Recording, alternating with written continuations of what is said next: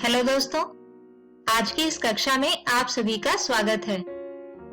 दोस्तों, आज की इस वीडियो में हम इस अध्याय संचार व्यवस्था का तीसरा और अंतिम भाग समझेंगे, जिसमें हम समझेंगे मॉड्यूलन तथा इसकी आवश्यकता।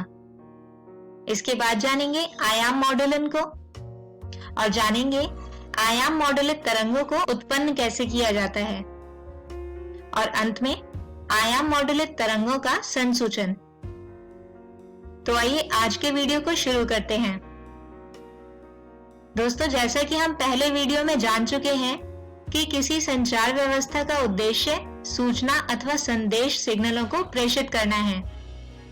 संदेश सिग्नलों को आधार बैंड सिग्नल भी कहते हैं, जो उस मूल सिग्नल द्वारा निरूपित आवृत्ति बैंड को निर्दिष्ट करता है जिसे सूचना स्रोत द्वारा प्रदान किया गया है। कोई भी सिग्नल एकल आवृत्ति का ज्यावक्र नहीं होता, वह एक आवृत्ति परिसर, जिसे सिग्नल बैंड चौड़ाई कहते हैं, में फैला होता है। दोस्तों, मान लीजिए कि हम श्रव्य आवृत्ति के किसी इलेक्ट्रॉनिक सिग्नल को किसी लंबे दूरी पर सीधे ही प्रेषित करना चाहते हैं। तो दोस्तों, इसके लिए ऐसे बहुत से कारक हैं जो हमें ऐसा करने से रोकते हैं। तो आइए जानते हैं उन कारकों को और जानते हैं कि हम उन पर कैसे पार पा सकते हैं। इसमें सबसे पहला कारक है एंटीना अथवा एरियल का साइज। दोस्तों, किसी सिग्नल को प्रेषित करने के लिए हमें किसी एंटीना या एरियल की आवश्यकता होती है।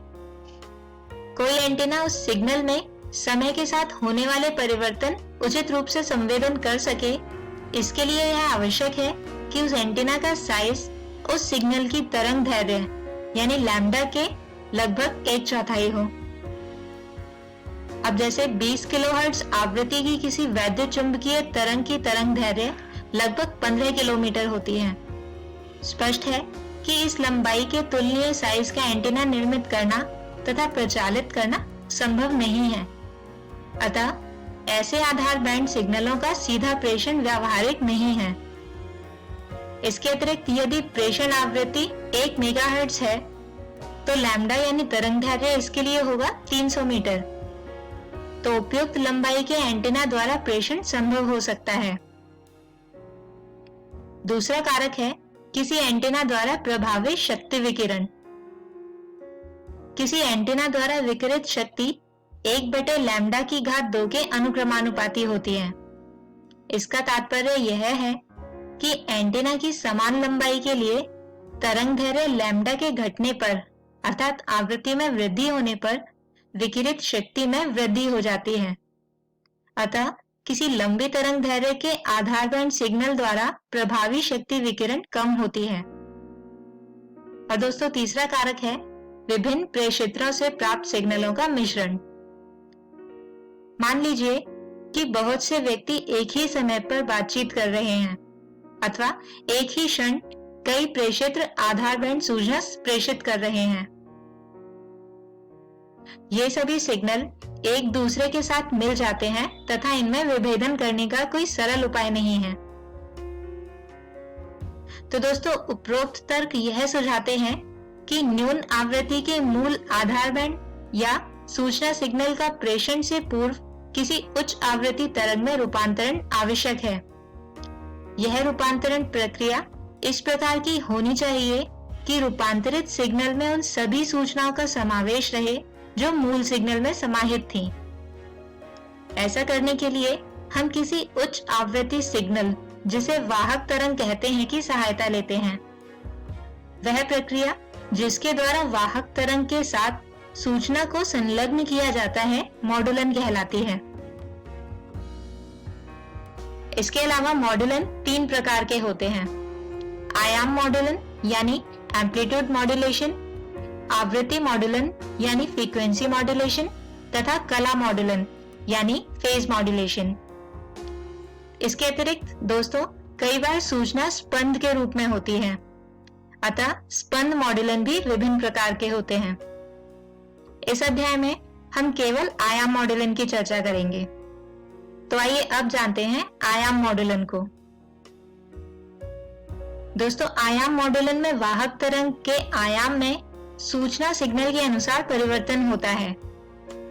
इसके लिए मान लीजिए कि सी टी जो कि बराबर है AC sin ओमेगा CT के, यह एक वाहक तरंग को निरूपित करती है, तथा MT जो बराबर है AM sin ओमेगा MT के, यह एक मॉड्यूलक सिग्नल अथवा संदेश को निरूपित करती है, जबकि ओमेगा M जो बराबर होगा 2 पाई FM, यह संदेश सिग्नल की कोणीय आवृत्ति है। तब मॉड्यूलित सिग्नल CMT इस प्रकार व्यक्त किया जा सकता है। CMT बराबर ब्रैकेट AC जमा AM sin omega MT bracket बंद sin ओमेगा CT, या इसे लिख सकते हैं AC ब्रैकेट 1 जमा AM बटे AC sin omega MT sin omega CT, या इसके अतिरिक्त इसे लिखा जा सकता है CMT बराबर AC sin ओमेगा CT जमा mu AC sin omega MT sin omega CT। दोस्तों यहाँ पर म्यू जो बराबर है AM बटे AC के, इसे मॉड्यूलन सूचकांक कहा जाता है।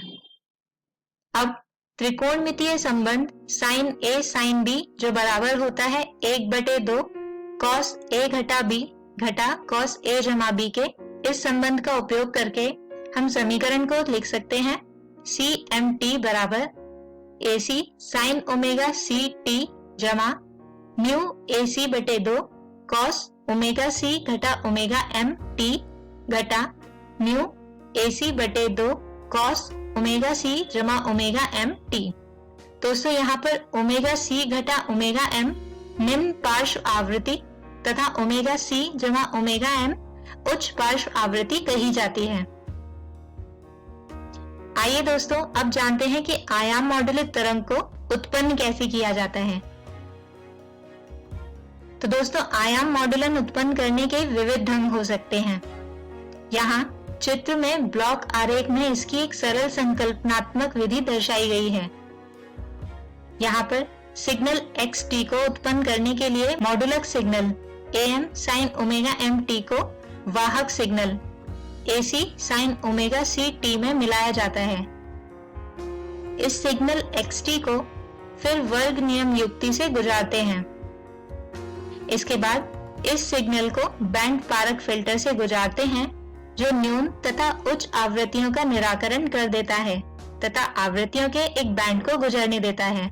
इस प्रकार बैंड पारक फिल्टर का निर्गत एक AM यानी आयाम मॉड्यूलित तरंग होती है। आइए दोस्तों अब जानते हैं कि आयाम मॉड्यूलित तरंग का संसूचन किस प्रकार किया जाता है। तो दोस्तों संसूचन वह प्रक्रिया है जिसके द्वारा मॉड्यूलित वाहक तरंग से मॉड्यूलिक सिग्नल की पुनः प्राप्ति की जाती है। हमने अभी देखा था कि मॉड्यूलित वाहक तरंग में ओमेगा C तथा ओमेगा C जमा घटा ओमेगा M आवृत्तियां होती हैं। इससे आवृत्ति ओमेगा M वाले कोणीय मूल संदेश सिग्नल यानी MT को प्राप्त करने की एक सरल विधि चित्र में ब्लॉक आरेख के रूप में दर्शाई गई है।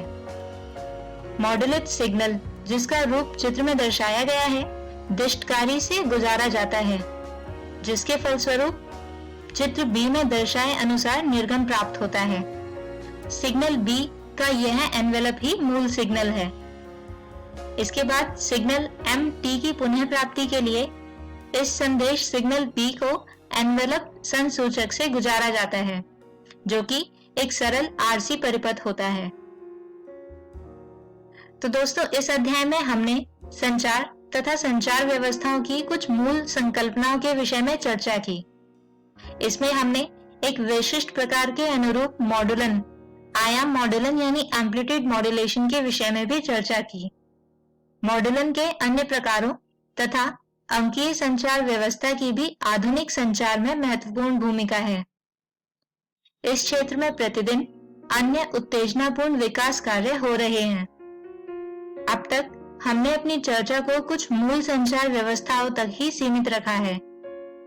इस अध्याय को समाप्त करने से पहले हम आपको आधुनिक समय की कुछ उन संचार व्यवस्थाओं की झलक दिखाना चाहते हैं जिनसे हमारे दैनिक जीवन में सूचनाओं का आदान प्रदान के ढंग में आमूलचूल परिवर्तन उत्पन्न हो गया है, जिसमें सबसे पहले है इंटरनेट।